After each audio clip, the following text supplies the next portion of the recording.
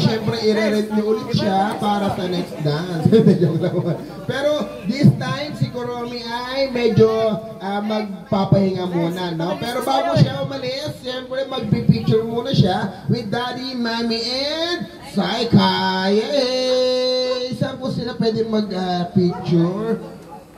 Dyan na lang po sa labas. Ayun, sige po.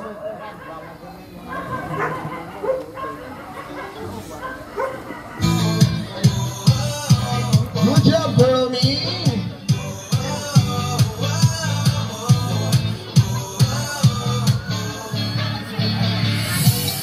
Ayan, tuwa-tuwa si Saika kay Kuromi, oh. Talagang ang ganda ng smile.